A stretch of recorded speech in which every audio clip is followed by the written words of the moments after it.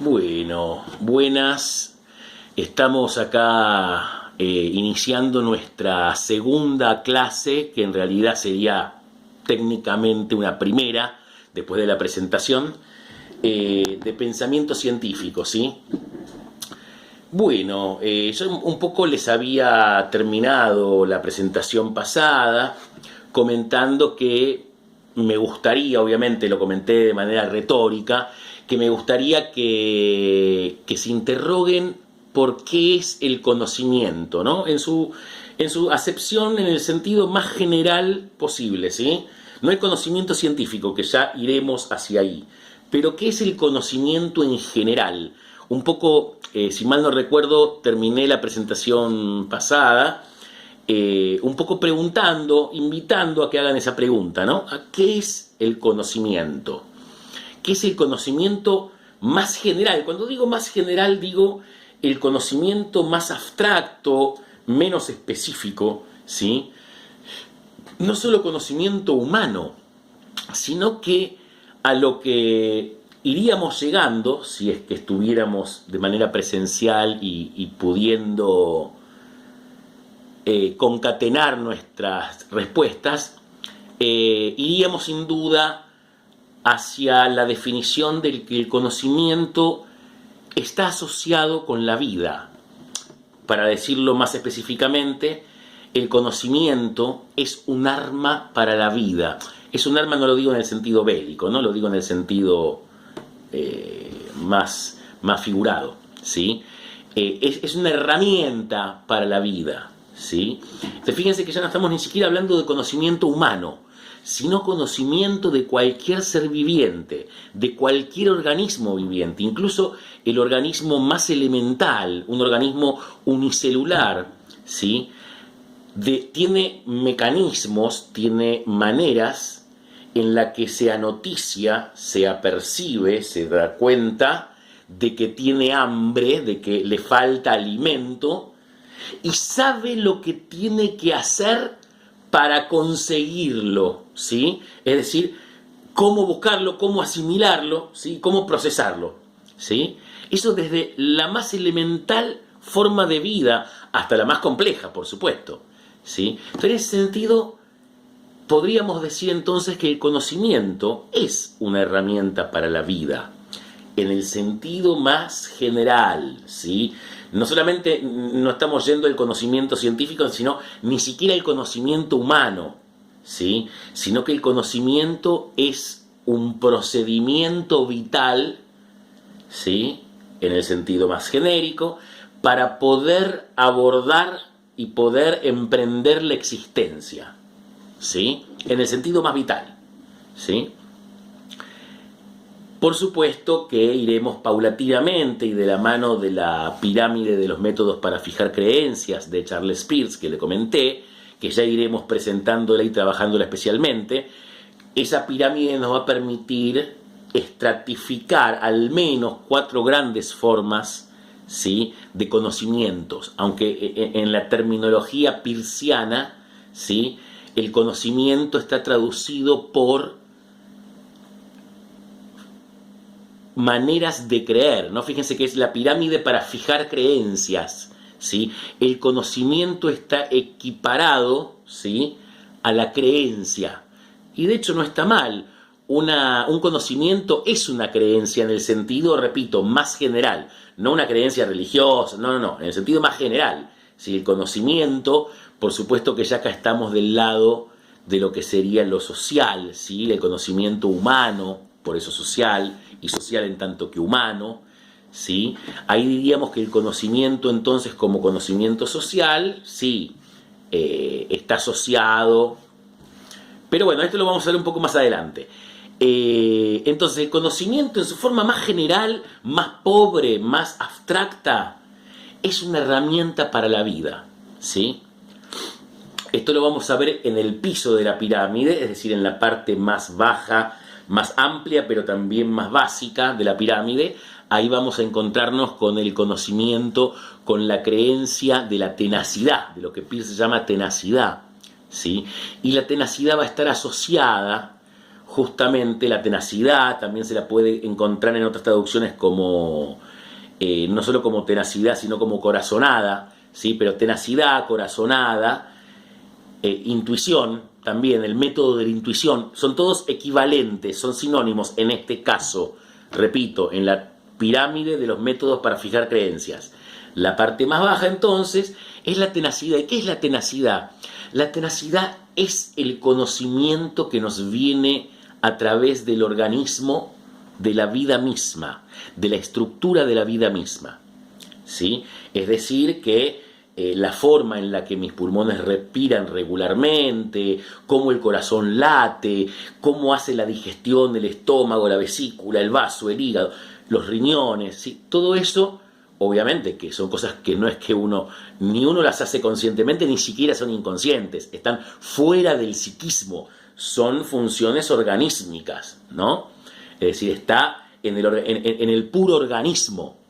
Esos procedimientos, lo que tiene que hacer mi garganta, lo que hacen mis órganos, es algo automático, ¿sí? Es algo que viene, ¿sí? Y si no hay perturbaciones severas, si no hay ningún tipo de problema, se hacen automáticamente, mecánicamente, ¿sí? Lo digo mecánicamente, lo digo mal, en realidad es orgánicamente, pero en el sentido de mecánico lo quiero decir como que lo hago, se hace, no es que yo lo hago, se hace en mí, porque yo no lo hago, no es que yo me lato el corazón, yo no me lato el corazón me late, ¿sí?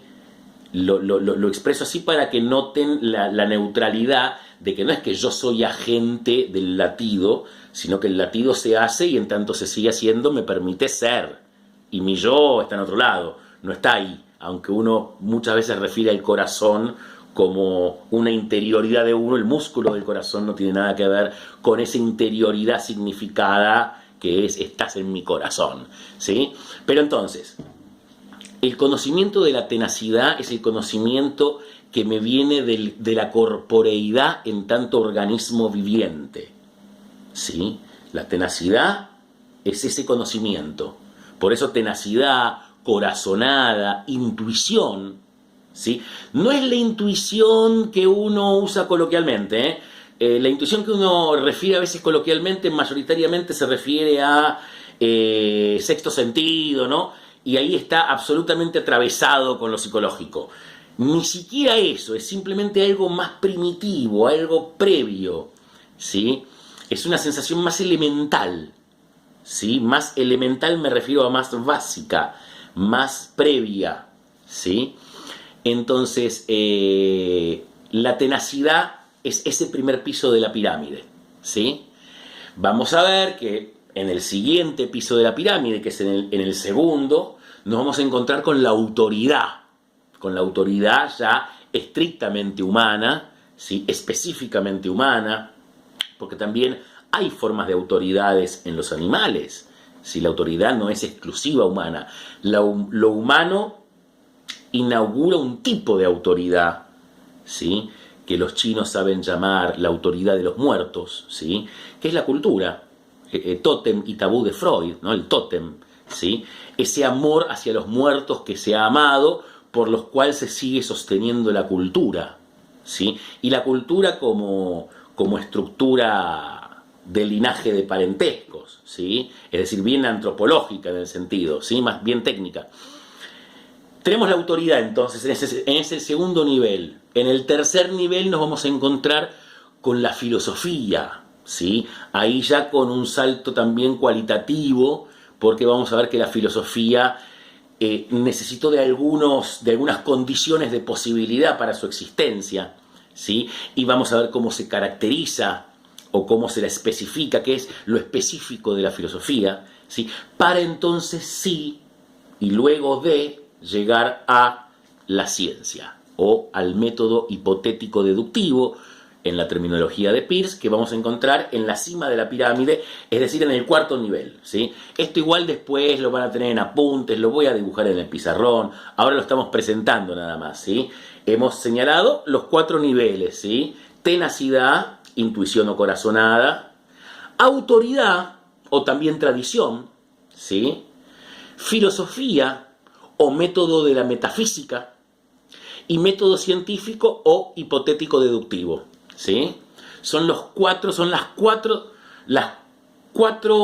formas en las que Peirce hace referencia a estos modos de fijar creencias.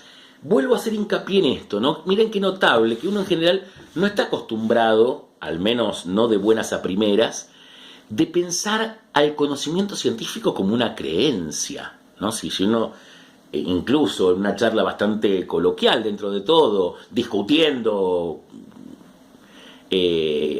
apasionadamente por algunas ideas, si alguien discute con uno y uno está discutiendo con ese alguien y le dice de pronto, no, bueno, pero esto sí lo dice la ciencia, y dice, bueno, vos por qué le crees a la ciencia, no, esto lo dice la ciencia, no es una cuestión de creencia, ¿sí?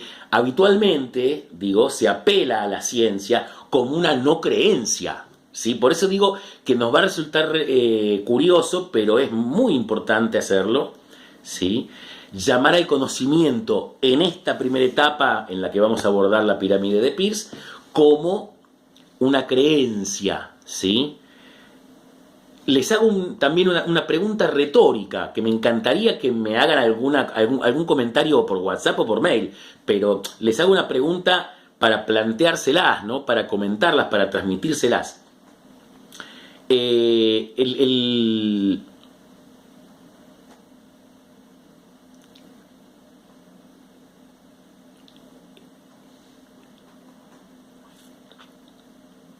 Se me fue la pregunta.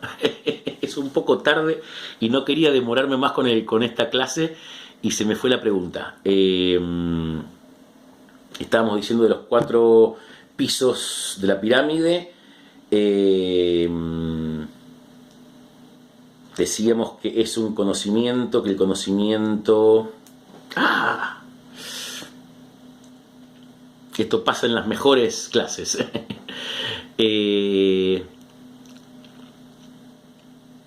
Les iba a pedir una pregunta retórica, así como les decía qué es el conocimiento, y comenzamos diciendo que el conocimiento en el sentido más genérico es una herramienta para la vida, para poder insistir y persistir en la existencia. Presentamos entonces la pirámide de los métodos para fijar creencias, al menos simplemente los 4 niveles. Y me sigue sin aparecer la pregunta que les iba a hacer. Bueno, ya me va a venir. Trato de seguir un poco de todas formas. De creencia, ahí está. Estábamos hablando de la creencia, del conocimiento como una creencia. Y la pregunta que les hago, retórica, pero que me gustaría, si hay algunos ecos en vosotros, que me hagan llegar sus pareceres. Cuando decimos que el conocimiento es una creencia, ¿no? ¿Podemos pensar en conocimientos verdaderos y conocimientos falsos? Pregunta, ¿no? Pregunto, ¿podemos pensar a los conocimientos como verdaderos y falsos? ¿Y bajo qué condiciones, no? Porque obviamente que la forma de sostener que un conocimiento es falso es porque estoy en una tercera posición. ¿A qué me refiero con que estoy en una tercera posición? Con que estoy en un tercer lugar. Yo no soy el agente de la creencia. Cuando yo señalo un conocimiento y lo tildo de falso, y digo tal conocimiento es falso, es porque no es mi conocimiento. A eso me refiero. Es porque no es un conocimiento del que yo adhiero. ¿Sí? Cuando digo no, si yo tengo un problema de salud, no voy a ir a un curandero a que me dé un yuyo, voy a ir a un médico. Yo, ejemplo, repito. Y digo que es un conocimiento falso porque le tengo, en este ejemplo, más confianza al médico que al curandero, ¿sí? Aunque en realidad a veces hay que tenerle más confianza al curandero que al médico. Pero es un ejemplo, ¿sí?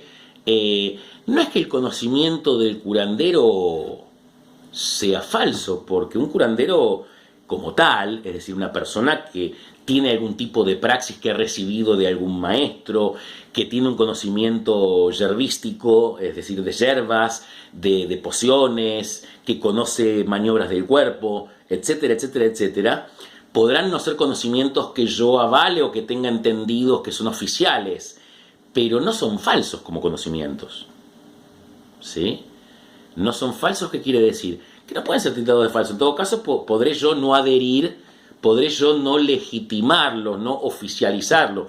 No por ejemplo, hace ya más de 10 años, además de la medicina oficial, que es la medicina alopática, se ha aceptado como medicina oficial en Occidente y en Argentina, ¿sí?, a la homeopatía y a la acupuntura, que hace 30, 40 años decir homeopatía o decir acupuntura era decir brujería, ¿sí?, era poco menos que chantas, ¿sí? Y hoy en día no, hoy en día está altamente estudiado y altamente aprobado, fundamentos científicos muy interesantes sobre la medicina homeopática y sobre la medicina de acupuntura, que tiene más de 5.000 años, si le pasa el trapo a varias medicinas, ¿sí? Pero son cosmovisiones, formas de entender, ¿sí? No hay una medicina, las medicinas también son construcciones culturales. Los pueblos, las etnias y las civilizaciones y las sociedades logran construir diversas concepciones de enfermedades y por ende de salud, porque ya la enfermedad es una concepción social también. Por supuesto que hoy en día, con el capitalismo y la globalización y todo esto, el COVID está absolutamente, ¿cómo decirlo?, expandido, ¿sí? Pero, repito, hagamos el esfuerzo por pensar esto de manera sociológica, ¿sí? Las concepciones de una enfermedad, ¿sí? Porque de alguna forma una enfermedad ya es una explicación de un estado anómalo, de un estado de excepción, un estado alterado, de una alteración. Una enfermedad es algo que irrumpe en la salud, en la normalidad, ¿sí? Si es que uno más o menos corre por ahí, ¿sí? Aparece la enfermedad, pero ya nombrar la enfermedad, incluso cuando uno está enfermo y no sabe qué tiene, la angustia es tremenda. Ya cuando uno le dicen lo que tiene, sea lo que sea, por supuesto salvando las distancias, pero sea lo que sea, ya saber lo que uno tiene tranquiliza increíblemente, ¿sí? Ahora uno tiene que creer en el rótulo y en la persona que nos transmite eso. ¿Me explico? ¿A qué voy con esto? Con que ya la concepción de la enfermedad es una concepción cultural y hay medicinas, hay construcciones de conocimientos a partir de esas explicaciones, ¿sí? Por eso un chamán, un curandero, un médico alópata, homeópata, de acupuntura, de digitopuntura, de shiatsu, de diferentes concepciones, ¿sí?, tienen diferentes concepciones de la enfermedad y por ende diferentes procedimientos, ¿sí? El conocimiento médico, ¿sí?, es un conocimiento, el conocimiento médico, cuando me refiero al conocimiento médico me refiero a la praxis de la medicina, al quehacer médico. El quehacer médico no es un conocimiento científico. Esto creo que lo hemos nombrado en sociología, si mal no recuerdo, ¿sí? El conocimiento médico no es conocimiento científico, ¿sí? Esto lo vamos a ver y lo vamos a fundamentar.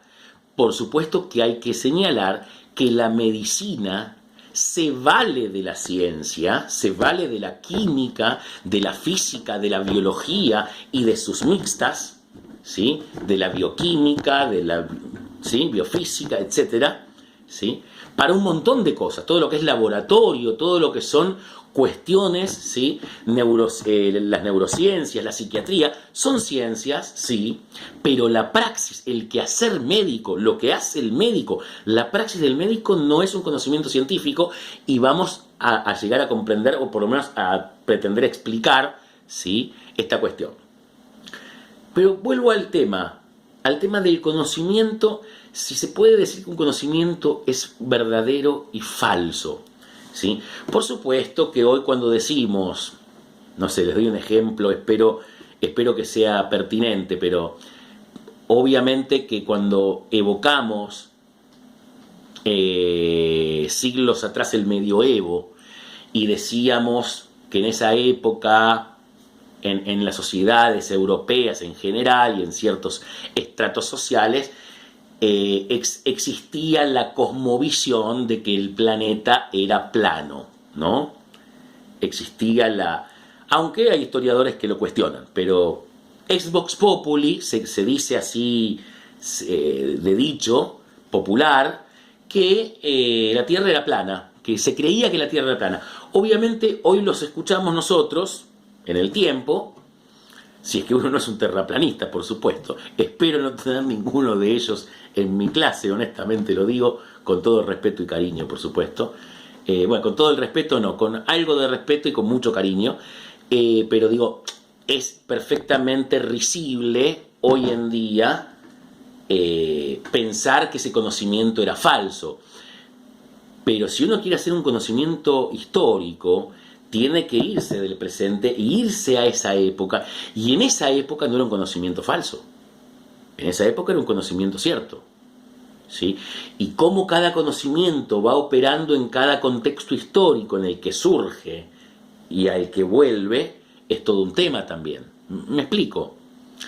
Entonces, los conocimientos no son verdaderos o falsos. El conocimiento puede funcionar o puede no funcionar, pero el conocimiento es, bueno, vamos a ir viendo, porque ya me estoy metiendo mucho en lo humano, perdón, no me quiero meter mucho en lo humano porque vamos a partir del conocimiento más elemental, es decir, del conocimiento viviente, ¿sí? De la tenacidad, ¿sí? Aunque ya es un tema, porque en lo humano nosotros no tenemos una pura naturalidad. ¿A qué me refiero con esto? El conocimiento natural más elaborado es el conocimiento que se transmite en los animales por medio de del instinto. El instinto es la codificación en elementos genéticos que se transmiten de un espécimen a otro espécimen, ¿sí? Que tienen que ver con operatorias, ¿sí? Que se realizaron y que fueron altamente eficaces y que por medio de la selección natural quedan codificadas en el genoma, ¿sí? Si todo el conocimiento genético que se transmite en cada especie, en gatos, perros, ¿sí? en animales, son conocimientos instintivos, ¿sí? ¿Los seres humanos tenemos instinto? No, no tenemos instinto. Sí tenemos genes, por supuesto, y tenemos instrucciones genéticas de cómo funciona el organismo, de cómo late el corazón, me respiran los pulmones, ¿sí? Hace la digestión del aparato digestivo, etc. Pero el genoma no dice cómo tengo que ser, de qué manera quiero ser, ni siquiera cómo quiero ser. No me dice nada de eso, no me dice lo que tengo que hacer. Todos los conocimientos humanos, como tales, son sociales.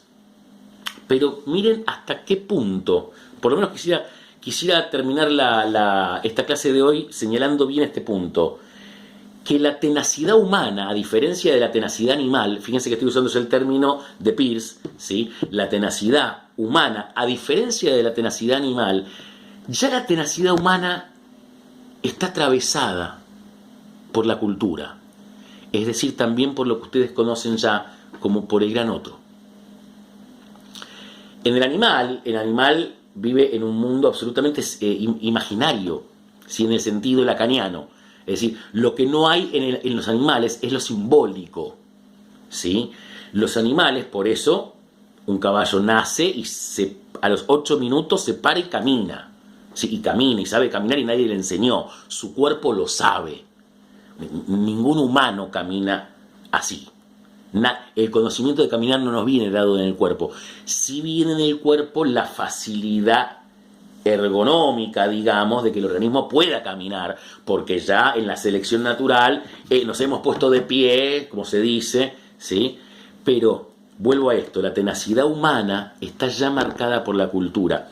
Y fíjense hasta qué punto. ¿Vieron cuando uno se quema con algo caliente que saca la mano? ¿No? Me quemé. Bueno, tal vez no lo sepan todos. Estas son cosas que en general pueden llegar a saber la gente que tiene hijos. Pero quien tiene hijos y quienes tenga, y si no lo saben, es importante también saberlo. ¿Qué pasa con un niño? Un niño muy chiquito, ¿sí? Cuando un niño se quema, porque es peligrosísimo. Primero porque obviamente está absolutamente indefenso. Pero aparte, recuerdo una anécdota, que ahora no recuerdo puntualmente acerca de quién era, pero no importa. Una niña chiquita de 3 años, ¿sí? Que mete la mano así en la sartén con aceite al fuego. Obviamente, inmediatamente, empieza a gritar desconsoladamente, sin sacar la mano. ¿Por qué? Uno diría, ¿que tenía algún problema neurológico? No, ningún problema neurológico. Simplemente que no tenía la experiencia y no es intuitivo para el ser humano que poner la mano en el fuego me quema, que para evitarlo tengo que retraer el miembro. La niña chiquita pone la mano, se quema, por suerte estaba el padre y la madre ahí, le retiran inmediatamente la mano. ¿Sí? Obviamente, por suerte no fue muy grave, ¿sí? Se la curó. Obviamente, esa niña después, cuando se quemaba, sí retraía el brazo. ¿Por qué? Porque ya tiene comprimido, suprimido y superado ese movimiento que un otro hizo por mí. ¿Sí? Siempre hay accidentes con niños chiquitos, ¿sí? Lo importante es que no sean accidentes graves, ¿sí? Pero lo que tiene el accidente, que es como incluso las crías de algunos animales superiores, se los cuida y se está al lado de ellos para evitar que se lastimen, pero tienen que hacer experiencias. Y parte de esas experiencias que tienen que hacer es también aprender las reacciones adecuadas, ¿sí? Nosotros, como seres humanos, obviamente nosotros somos adultos ya, estamos en un terciario, ¿sí? Etcétera. Puede haber diferentes niveles de edad, pero somos todos mayores de 18 años, a eso me refiero. Obviamente todos hemos olvidado ese aprendizaje, porque son aprendizajes que uno olvida, que recaen en la inmediatez, como dice Hegel. Entonces, claro, uno se quema y ya cree que este gesto es automático. Uno se agarra el dedo con una puerta, una ventana y ¿no? Pero esto yo lo hago porque alguien lo ha hecho en mí. Si alguien no lo hubiera hecho en mí, yo no haría esto. Por supuesto, tendría la mano hecha mierda, ¿no? Pero a lo que voy es que esto se aprende no porque el cuerpo ya lo sepa, sino porque el cuerpo aprende increíblemente, el cuerpo humano, el organismo humano, aprende increíblemente, ¿sí? Estas cuestiones. Les doy otro ejemplo para que no parezca muy simple esto de quemarse.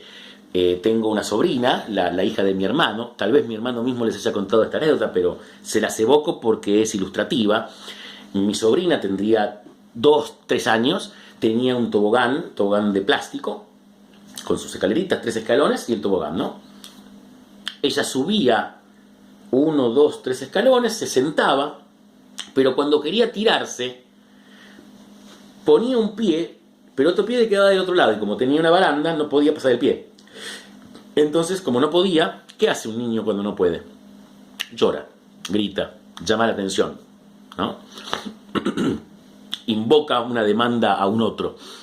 Ahí viene mi hermano, le agarra la pierna, la levanta y se la pasa para otro lado, ella se puede tirar por el tobogán y es feliz, ¿sí? Se baja, como es feliz, quiere repetir la felicidad. Está muy bien, es válido. Da la vuelta, vuelve a subir, ¿sí? Claro, se vuelve a encontrar con el mismo problema. La pierna le queda del otro lado, llama a papá, pero la tercera o cuarta vez ya ella puede hacer lo que mi hermano le hace, que es levantarle la pierna, ella logra hacérselo en ella y ya logra tirarse, ¿sí? ¿A qué voy con esto? Que incluso los hábitos más elementales que tenemos, como hábitos hábitos alimenticios, hábitos de limpieza, hábitos de vestimenta, los hábitos más elementales que tenemos, ¿cómo los hemos incorporado? Porque un otro nos los ha hecho en nosotros. Porque un otro lo ha hecho en nosotros, ¿sí? Entonces, repito, y con esto termino la clase de hoy, la tenacidad en lo humano ya está atravesada, ¿sí?, por la cultura, por el otro, por el gran otro, ¿sí? Ya nuestro cuerpo, cuando digo cuerpo, ya no es puro organismo, el cuerpo ya es la imagen que tengo de mí, el reconocimiento de un otro, ¿sí? El organismo sí, el organismo es el concepto tal vez como más puro para señalar la parte, digamos, la carne, como diría Lacan, ¿no? La carne estúpida, la existencia estúpida, el mero hecho de ser carne. por supuesto que no somos solamente carne, somos también espíritu. Y ahí el problema, ¿sí? Bueno, nada, hago esta distinción entonces entre tenacidad animal y tenacidad humana, señalando este carácter en el que la tenacidad humana ya es una tenacidad atravesada, ¿sí?, por el otro. Nos vemos la próxima, que seguramente será en 3 días como mucho. Que tengan buen fin de semana.